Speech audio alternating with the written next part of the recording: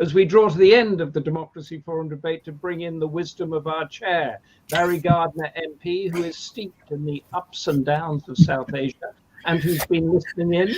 Barry, what do you make of our discussion? Oh dear, right. Humphrey, steeped in wisdom, I don't think.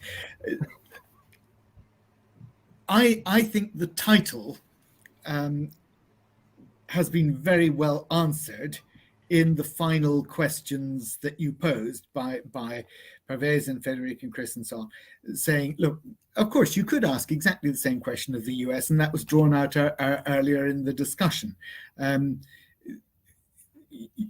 Totally correct to say that every country is pursuing their own interests, as Frederick said, and China's pursuing both. It's pursuing its interest in terms of an investment, but of course it's going to take advantage of any defaults in terms of exploitation that it can. It's about national self-interest, and I particularly like Chris's investments can also lose money. Absolutely correct. And I think it was significant that he said, look, it's not changing the game with respect to the interplay between the large and the minor powers.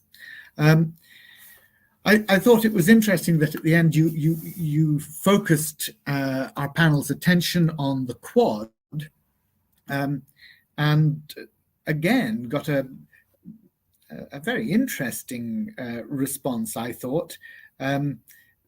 What is the Quad? Does anybody know what the Quad is for or how it achieves it?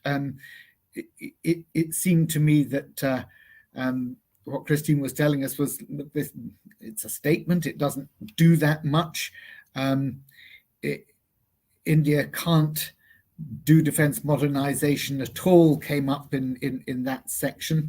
7 out of the 8 platforms not integrated. I thought that was a fascinating insight into the lack of capacity that the Quad might actually have. And I thought it was also significant to talk about no shared values. Goodness me, the United States doesn't have shared values in and within itself, never mind the Quad as a whole. Yeah, but I thought we probably got further in answering your questions on the Quad than we did on investment and exploitation. Charles, as always, set us off with some really good facts and set out that context very ably, I thought. Significant facts that I came away much the wiser for were the loans to grants statistic that he said of 31 to 1 loan to grant, the statistics. Now, of course, that doesn't tell you how much the loans were or indeed how much the grants were, and that might cloud one's or change one's interpretation of that statistic, but nonetheless, it is an interesting one. But he also made a very clear focus on the quantum of ODI that's coming out of Beijing at $85 billion, which again, hugely significant, I think. And he linked it again with the military in Bangladesh, and also the whole issue of debt and default that we then went on to consider. So China's money goes either to those who can repay, in which case it's a good investment, or to those who fail, but where China can achieve strategic advantage, geopolitical advantage, which you may say is exploitation. It may be simply in the extraction of minerals and other things that, consumables. But either way, China would appear to gain if the failure and the failure to honor the debt means that it can exercise that strategic advantage. Frederick spoke again of that mixture of military and economic threat. He talked about his 3 tiers, talked about the stability, that way in which China wanted a certain stability in the region that meant that its rivalry with India directed China to keep stability with India's neighbors, and to ensure that its relationship with the USA was their relationship with the USA was undermining India's relationship with it. So the US-India, US-South Asia, and India-South Asia, different elements of China's strategy there that he outlined, and spoke of China expanding its influence through every sector of activity, not just commercial, but environment as well. He spoke, of course, of the Hambantota, the port in Sri Lanka, the strategic element of value that China was extracting from its relationship with Sri Lanka. And of course, it was there that he said, this is not a fight between the good versus the ugly. It's about national interest. And at that point, I'd put an asterisk and simply reminded myself that in 2020, the IMF found that 36 of the 70 low-income countries were either in or at high risk of debt distress. You look at Argentina, you look at Ecuador at the period, and of course it's always been a feature of Western economic power that for its debt defaulters it extracts certain demands and certain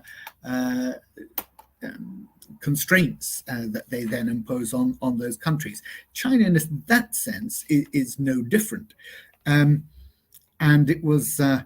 Then we moved to Dr. Fair, Professor Fair, China's involvement with Afghanistan, talking about the way, interestingly, how that went back more than 20 years, as then the major investor, how they'd used their own Uyghur populations then within that fight with Russia. And again, an interesting fact, I certainly was unaware of China building Afghan's telecoms network, such as it was. But that close connectivity between China and Osama bin Laden at the time. She spoke of the investments, the Madara gas basin investment, the mining investment, and I think was pretty clear that China wasn't getting much return on those investments, but did speak of Pakistan's agricultural trade, which benefited and fed the Chinese population on the other side of that equation. Dr. Clary introduced that note of cautious optimism, difficult to generate economic power and use it for political purposes at the same time.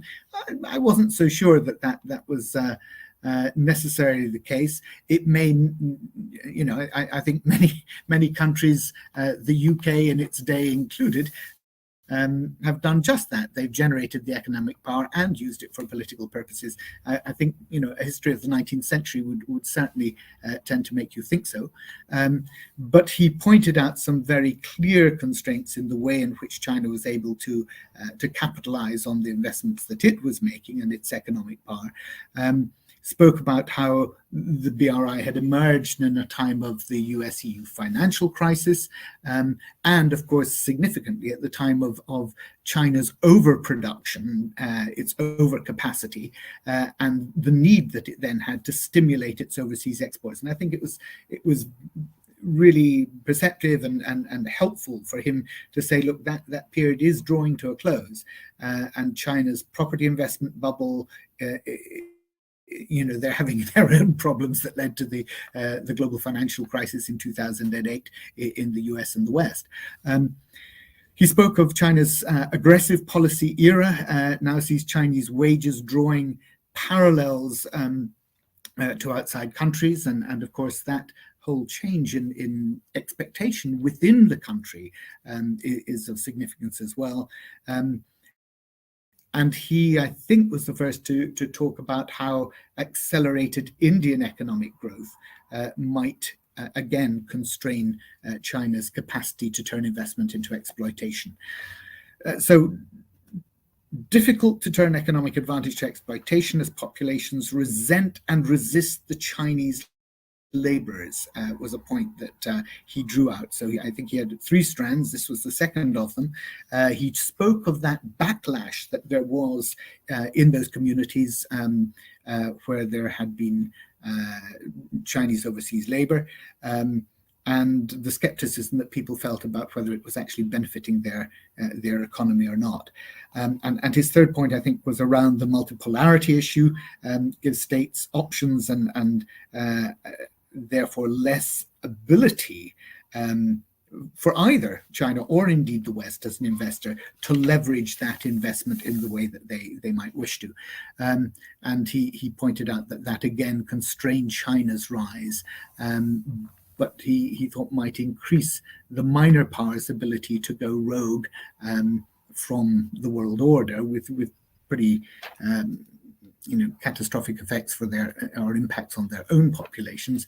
Sri Lanka probably being a very good example of that in recent years. And again, emphasize that Indian growth will be a limiting factor upon China. Now, Dr. Hoodboy, he said he painted on a small canvas, but he painted in great detail, I thought, that canvas of Pakistan and China's relations. And I thought it was really interesting to have his very recent experiences of going down to Gardiner and seeing for himself, well, yes, those military installations there, the tensions that there were within Pakistan, the tensions that there were obviously with the former Prime Minister, and we'll see whether there is a return or not. But I thought when he said CPEC has not transformed the Pakistan economy despite that $62 billion investment, and Pakistan is still in huge debt. His point that you need governance, and there is no transparency within the system in Pakistan, and you're not getting the governance that is required in order to make these investments in infrastructure actually come to the benefit of the economy as a whole, because there's been a total failure in terms of education, in terms of science, and the education system to produce the industries and the companies that are going to be able to take advantage of that infrastructure investment. He spoke obviously about the geographical dislocation of Gardiner from Karachi as the gateway into the rest of the country, that 660 kilometers that had to be compensated for, if you like. And said, look, there's a $30 billion debt that Pakistan has to pay here. The cultural influence, he said, had not happened, and Chinese expats have failed to integrate. So, yes, it may be the case that Pakistan military and Pakistan politicians are wary about alienating the United States, but he said that China will probably be rethinking their investment. Certainly, they may be looking at it and, as one of your panel said in summing up, thinking that it was one in which they lost money rather than benefited or exploited anybody. But how sad that we finished up by talking about too many young people wanting to get out of that country, but being powerless to, because they have not been educated in science, in technology, in mathematics, but they have been over-educated, one might say, in religion. Barry, that is a sobering note to end on. So I just want to ask you one question before we go. It's really what Foreign Minister Chin said this morning. How should we as liberal democracies react to him describing China as a force for global stability and prosperity, inspiring modernization around the world? Do you agree with that? No, unsurprisingly, I don't. Look, I think the point that was repeatedly made by your panelists was a very good one. China is acting, as pretty much every other country in the world does, in its own interest. And as long as we understand that that is the basis of international relations, you can form alliances, but don't mistake them for friendships. You can share common projects and programs for a period of time, but don't make the mistake of thinking that these are long-lasting, endearing, special relationships. Be realistic that each country acts in its own domestic interest. That's what politicians are elected to do. Now, some do it, some actually act in their own private interests. And where you see kleptocracies like Sri Lanka, where you see the military actually seizing control of the polity, as I would suggest Pakistan is a very good example of, then that's when things go awry. Politics, is the mechanism by which countries are supposed to ensure that they act in their own interest, but they're supposed to act in the public interest. The politicians are supposed to act in the public interest for everyone in that society, not for a captive group. Good. Let us end on that note then, as opposed to the rather sobering one you left us with before. And we are over time, but what a lot of ground we covered and conclusions we drew. Read about all of these issues and much more in our sister magazine, Asian Affairs. In the latest issues, it talks about a new global charter, which could be drawn up with the way that India and US rivalry is happening. And then on Monday, the 24th, tentatively at 2 p.m. British time, we have 72 years of China's colonial rule in Tibet as our next Democracy Forum debate. Thank you, Frederick Greer, Pervez Hoodboy, Christine Fair, Christopher Clary. Thank you, Lord Charles Bruce, for so skillfully giving us our backdrop, and Barry Gardiner for your just insights and conclusions just now. From me, Humphrey Hawksley, and the team at Asian Affairs and the Democracy Forum, thank you all for being here, and until next month, goodbye. Telling you, yeah.